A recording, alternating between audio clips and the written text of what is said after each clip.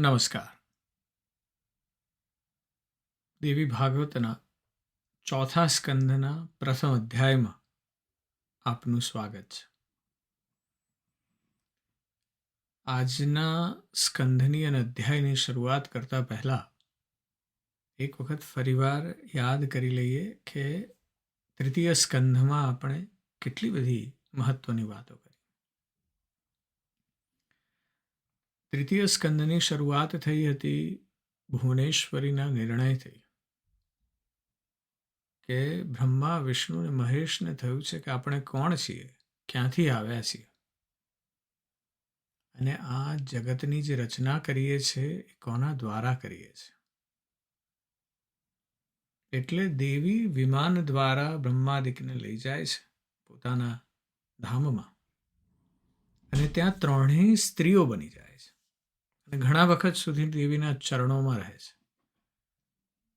ભગવાન વિષ્ણુ ખૂબ અદ્ભુત સ્તુતિ કરે છે, શિવજી સ્તુતિ કરે છે, બ્રહ્માજી સ્તુતિ કરે છે, અને દેવી ઉપદેશ આપે છે તત્વ નિરૂપણનો, ગુણોની વાત કરે છે.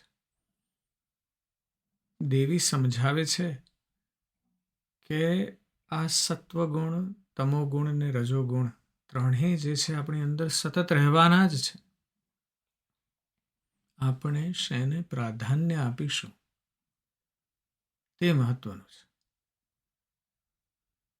અને પ્રાધાન્યની અને ગુણોના અધિકારની જે વાત છે એ વાત કરવા માટે આપણે વિષ્ણુ ભગવાનનો દેવી યજ્ઞ અને ત્યારબાદ જે આખી ઘટના, જે સેન્ટ્રલ પોઈન્ટ હતો એ અધ્યાય, એ સ્કંદનો, એના સુદર્શનની કથા આપણે સાંભળી કે સુદર્શનના પિતાનું મૃત્યુ થયું છે, વિલ નથી કર્યું, એટલે સુદર્શન અને શત્રુજીત વચ્ચે કોને રાજ્ય મળશે તેનો એનો નિર્ણય કરવા માટે એમના બેયના દાદાઓ, બેયના નાનાજીઓ આવ્યા છે ત્યાં. શત્રુજીત તરફથી યુધાજીત અને સુદર્શન તરફથી વીરસેન આવ્યા છે. વીરસેનનું મૃત્યુ થાય છે યુદ્ધમાં, અને સુદર્શન માતાની સાથે ભાગી જાય છે. ઋષિના આશ્રમમાં રહે છે, અને ત્યાં સુદર્શનને કામ બીજની પ્રાપ્તિ થાય છે. ભારદ્વાજના જ આશ્રમમાં સુદર્શનને માતા સ્વપ્નમાં આવે છે અને સમજાવે છે કે તારા લગ્ન એ કાશીરાજની કન્યા સાથે થશે. અને આ તરફ શશિકલાને, કાશીરાજની કન્યાને જઈને કહે છે માતા એના સ્વપ્નમાં આવીને કે તારા લગ્ન સુદર્શનની સાથે થશે. એ સુંદર કથા આપણે સાંભળી. અને શશિકલા અને સુદર્શન બે યુવાન છે, પણ એમની દેવી પ્રત્યેની શ્રદ્ધા અને નિષ્ઠા બેનું પરિણામ આપણે સાંભળ્યું કે મહાયુદ્ધ થાય છે લગ્ન પછી, અને એમાં દેવી શત્રુઓનો નાશ કરે છે. અને એમ મહાદેવીએ કાશીમાં નિવાસ કર્યો છે, અને સુદર્શન ત્યાં અયોધ્યામાં અંબિકા દેવીની સ્થાપના કરે છે.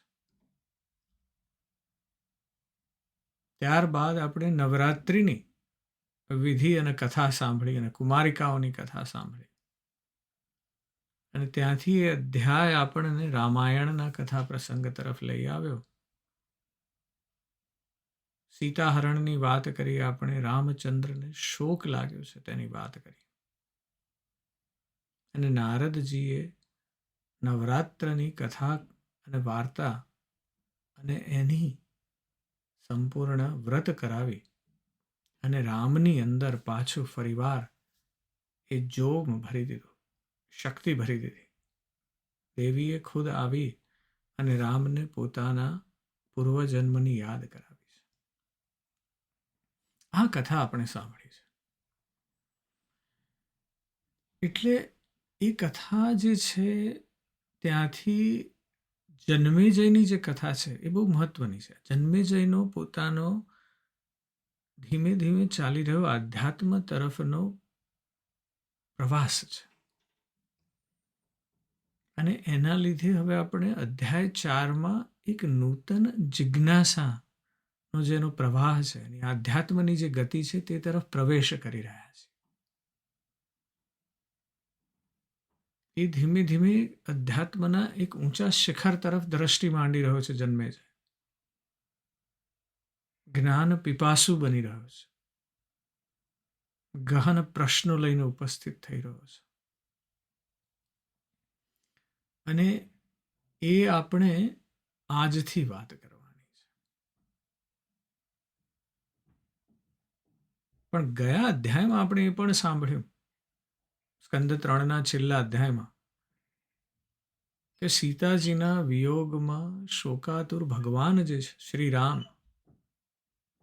મનુષ્ય રૂપમાં એમને પણ એટલું જ દુઃખ થાય છે. અને એ વેદના નિસ્સહાયતા ઊભી કરે છે. નારદજીએ ત્યારે આવી અને સીતાજીના પૂર્વજન્મ અને રાવણને આપેલા શ્રાપની વાત કરી છે, દિવ્ય રહસ્ય સમજાવ્યું છે. અને નારદજી કહે છે કે સીતાહરણ એક માત્ર દુર્ઘટના નથી, પણ એક વિશાળ દૈવી યોજનાનો ભાગ છે. અને એટલે જ નારદજીના માર્ગદર્શન હેઠળ શ્રી રામ આસો મહિનામાં આદ્યશક્તિ દેવીની ઉપાસના કરે છે. અને પ્રસન્ન થયેલા ભગવતી સ્વયં દર્શન આપીને શ્રી રામના પૂર્વ અવતારોનું સ્મરણ કરાવી રાવણ પર વિજયના આશીર્વાદ આપે છે. અને આ દિવ્ય કૃપાથી શક્તિમાન થઈને રામચંદ્રજી રાવણના સંહાર માટે સજ્જ થયા છે. હવેનો જે અધ્યાય છે, સ્કંદ 4 છે, એ રામાયણથી આઘો ખસી જાય છે. અહીંયા હવે જન્મેજય નવા પ્રકારના પ્રશ્નો કરશે. અને એ બધા પ્રશ્નો શ્રી કૃષ્ણાવતાર સાથે સંકળાયેલા છે. એટલે વ્યાસજીએ રામાવતારમાં પણ દેવીની ભૂમિકાનું વર્ણન કર્યું છે. અને હવે જન્મેજયને રસ પડ્યો છે, જ્ઞાનની રસ પડ્યો છે, જ્ઞાન પીપાસુ બન્યો છે રાજા જન્મેજય. અને એટલે પૂછે છે કે જેમ એના પૂર્વજો સ્વયં શ્રી કૃષ્ણના સમકાલીન હતા અને એના મનમાં રામની વાત થઈ છે, એટલે શ્રી કૃષ્ણાવતારને લઈને અનેક ગૂઢ પ્રશ્નો ઉદ્ભવ્યા છે. એટલે હવે જન્મેજય એક સામાન્ય શ્રોતા નથી રહ્યો, જે આગલા અધ્યાયમાં બન્યું છે, આગલા સ્કંદમાં બન્યું છે. પણ હવે એ તીવ્ર જિજ્ઞાસુ થયો છે, સત્યના મૂળ સુધી પહોંચવા માંગે છે.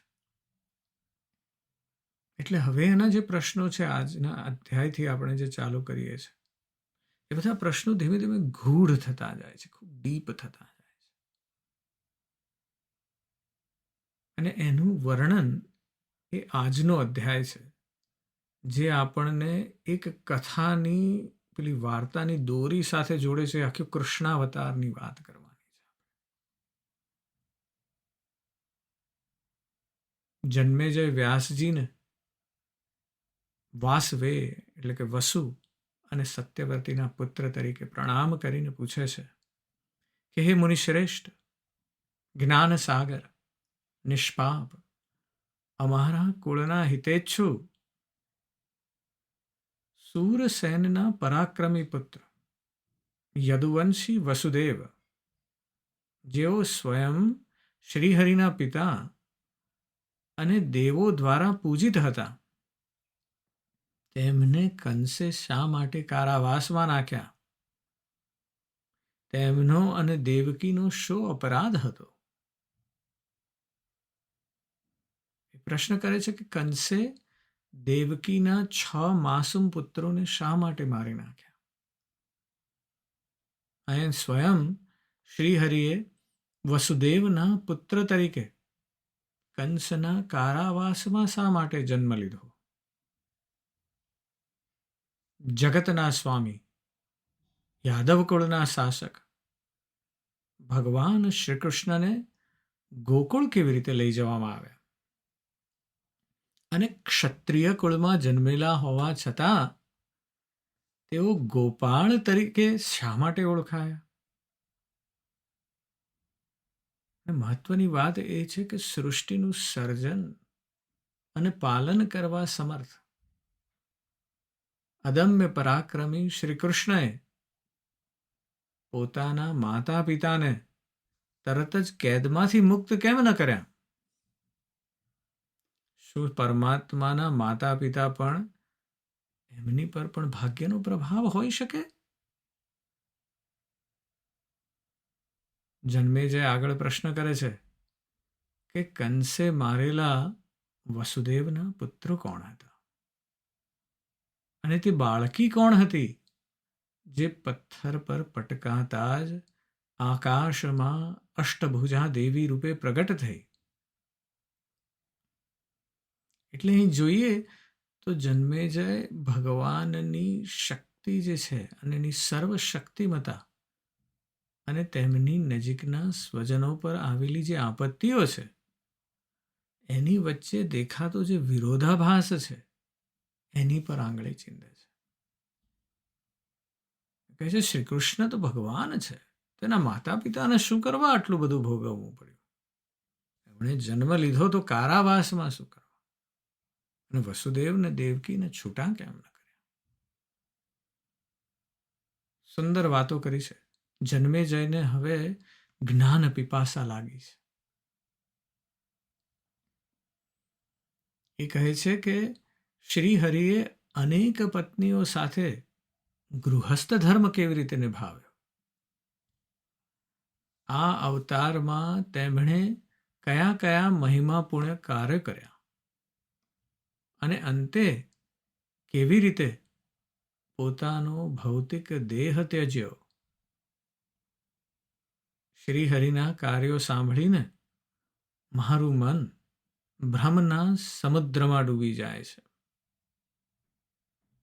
ક્યારેક તેમના કાર્યો એવા લાગે છે કે જે સ્વયં પરમાત્મા સિવાય કોઈ ન કરી શકે.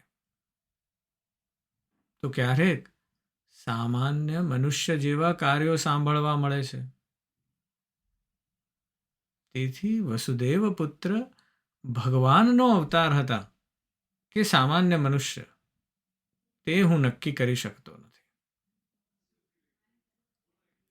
અહીંયા જન્મેજયનો જે પ્રશ્ન છે એ ભગવાનના અવતારના દ્વૈત સ્વરૂપ તરફ છે.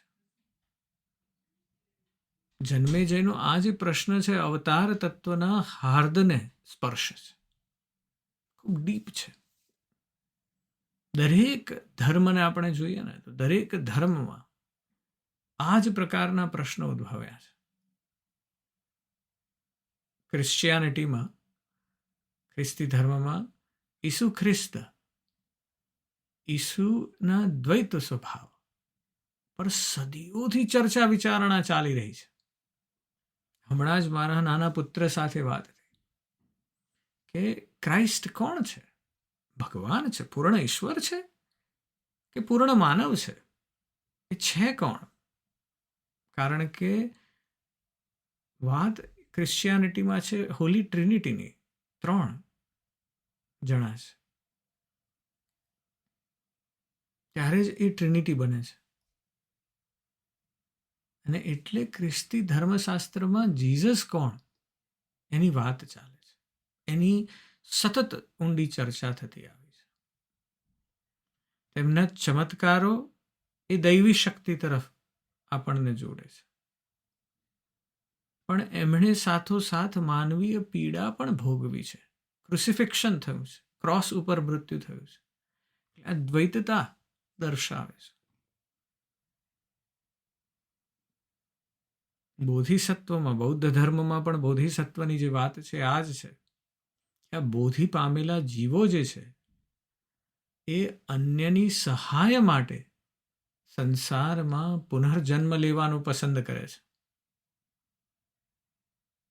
તેઓ પરમ જ્ઞાન અને સાથે સાથે સંસારિક દુઃખ પ્રત્યે પણ કરુણા પણ દર્શાવે છે.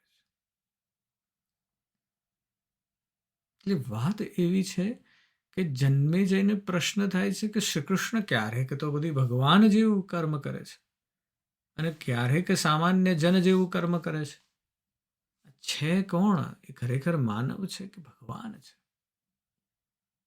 દ્વૈતની વાત છે.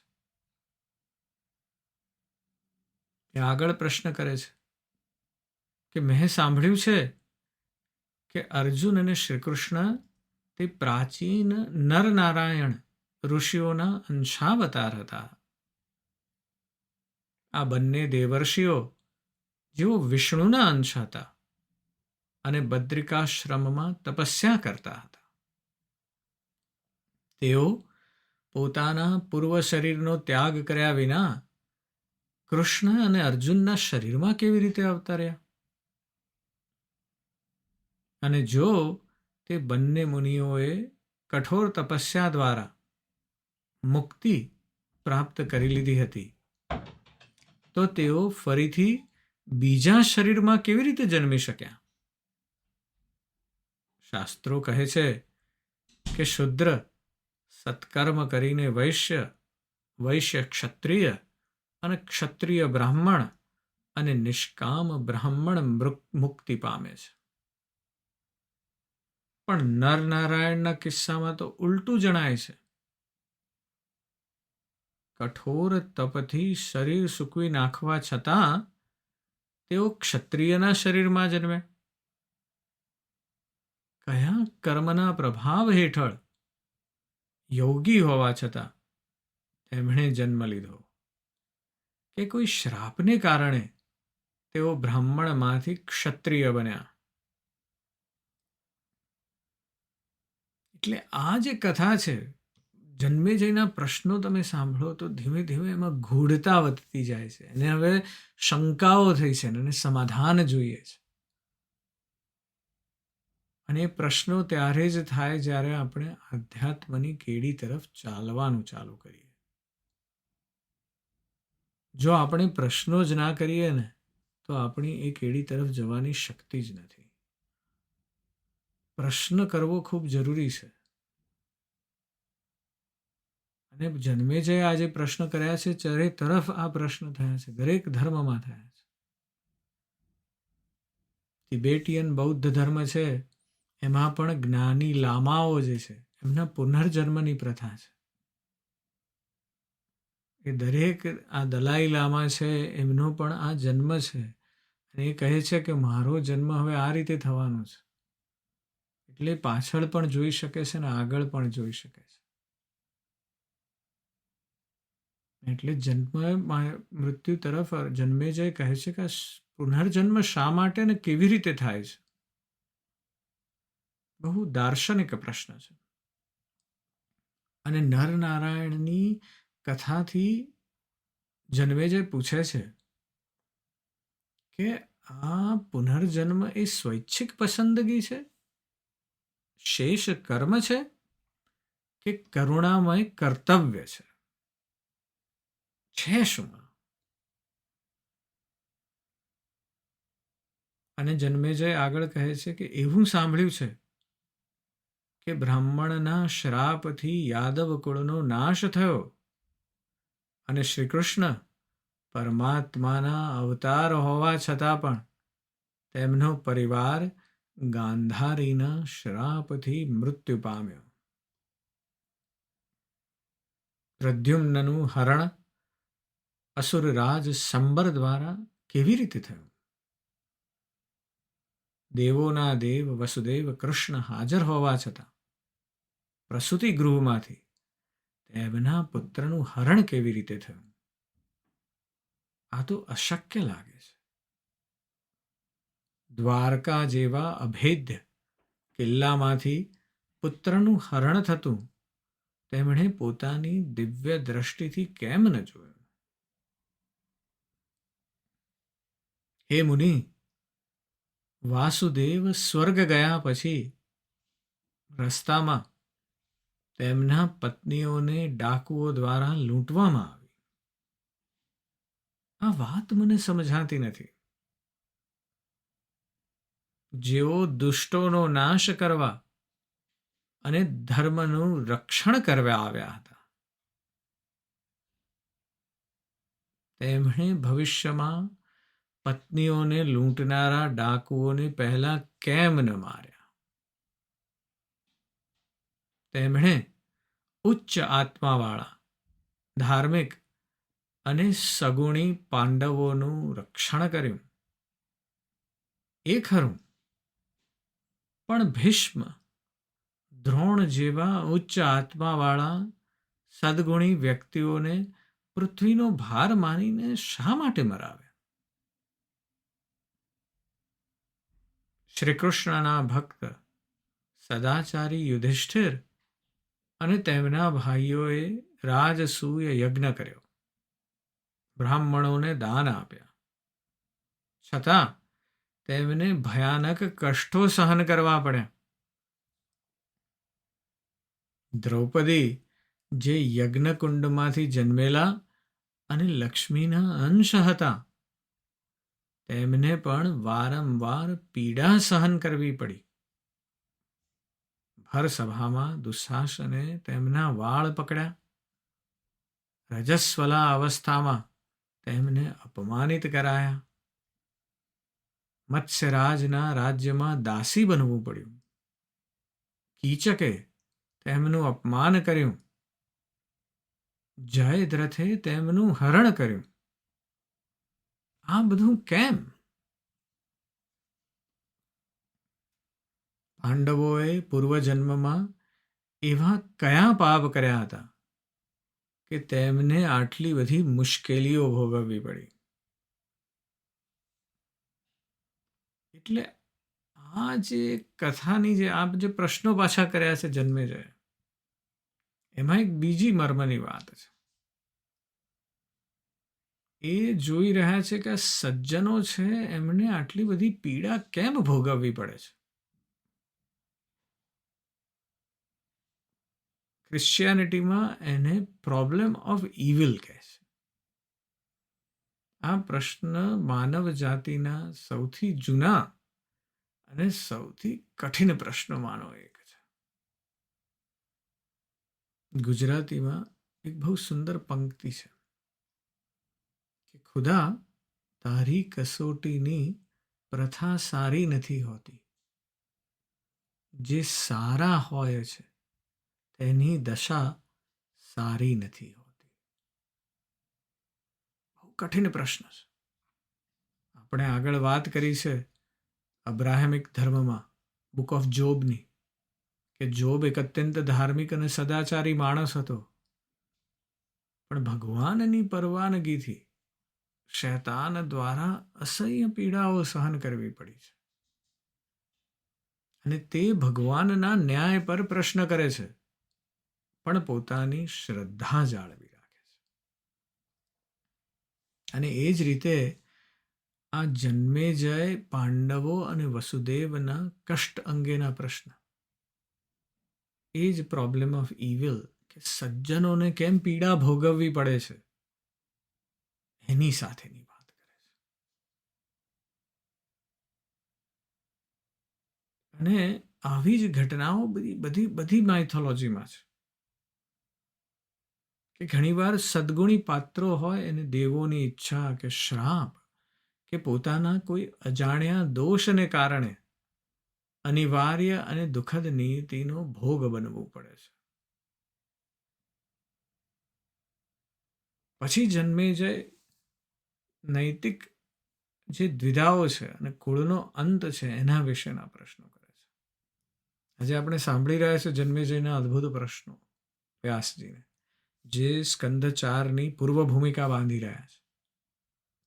અને હવે એ પ્રશ્ન કરે છે નૈતિક દ્વિધાઓ વિશે અને યાદવ કુળ અને પોતાના કુળના અંતની વિશેની વાત કરે છે. એ કહે છે કે મારા પૂર્વજોએ રાજસૂય યજ્ઞ કર્યો અને છતાંય આટલી ગંભીર મુશ્કેલીઓમાં પડ્યા. જો તે પૂર્વજન્મના કર્મોને કારણે હોય તો તે અશક્ય લાગે છે, કારણ કે તેઓ તો દેવોના અંશ હતા. પાંડવોનો તો દેવોમાંથી જન્મ થયો છે, દેવો એના પિતા છે. કુંતીના પુત્ર પાંડવો, જેઓ સારા આચરણવાળા અને જગતની માયાવી પ્રકૃતિને જાણતા હતા, તેમણે શા માટે કપટથી ભીષ્મ, દ્રોણ વગેરેને માર્યા?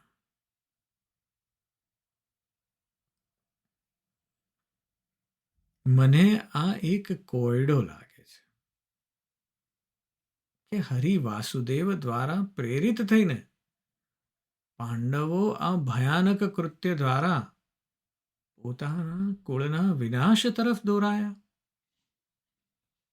લોભને કારણે યુદ્ધમાં શૂરવીર યોદ્ધાને અન્યાયી રીતે મારવા કરતા ભીખ માંગીને જીવવું કે કારીગર બનીને જીવવું વધુ સારું હતું. હે મુનિશ્રેષ્ઠ, આપે વ્યાસજીએ આ નષ્ટ થયેલા કુળને નિયોગ દ્વારા પુત્રો ઉત્પન્ન કરીને બચાવ્યું છે, અને મારા આદરણીય પિતા પરીક્ષિત, જેઓ આ પ્રતિષ્ઠિત કુળમાં ઉત્તરાથી જન્મ્યા હતા, તેમણે એક તપસ્વી બ્રાહ્મણના ગળામાં સાપ શા માટે નાખ્યો? શું ક્ષત્રિય કુળમાં જન્મેલા કોઈ બ્રાહ્મણ પ્રત્યે દ્વેષ અને ઈર્ષા દર્શાવે? મૌન વ્રતધારી તપસ્વી પ્રત્યે મારા પિતાએ આવી ભાવના કેમ દર્શાવી? અને એટલે જન્મેજય કહે છે કે હે મુનિ શ્રેષ્ઠ, આ અને અન્ય ઘણી બાબતો મારા મનને ગંભીર શંકાઓથી પરેશાન કરી રહી છે. હે દયાળુ સંત, આપ સર્વસ્વ જાણો છો. કૃપા કરીને મારા મનની આ અશાંત સ્થિતિને શાંત કરો.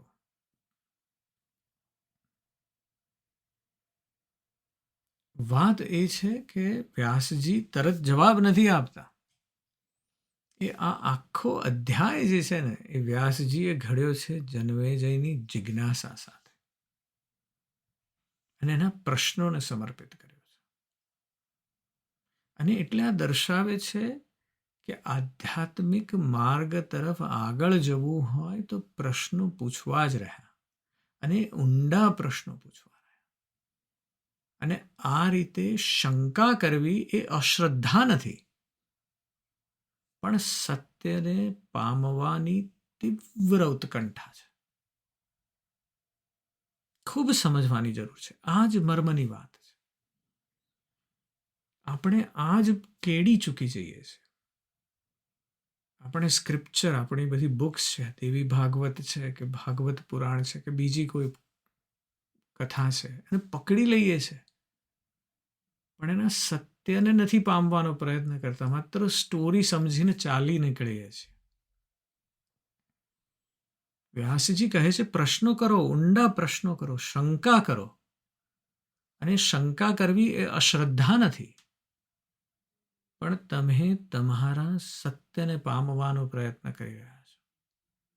આધ્યાત્મની કેડી તરફ આગળ જવાનો પ્રયત્ન કરી રહ્યા છો.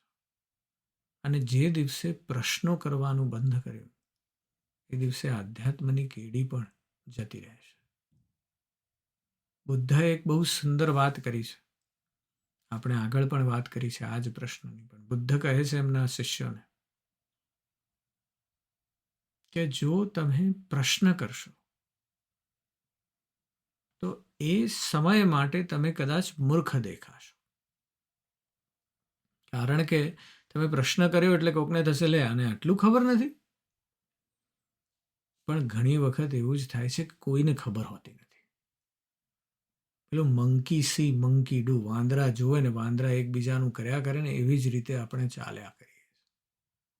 કોઈ પ્રશ્ન કરતું નથી કે આમ કેમ, આનાથી કોઈ સારી રીતે થાય એમ નથી, એવો પ્રશ્ન કરવાનું ચૂકી જઈએ છીએ. અને એટલે જ બુદ્ધ કહે છે કે જો તમે પ્રશ્ન કરશો તો એક ક્ષણ માટે તમે મૂર્ખ કહેવાશો, પણ કોઈએ જવાબ તો આપવો જ પડશે કારણ કે તમે પ્રશ્ન કર્યો છે.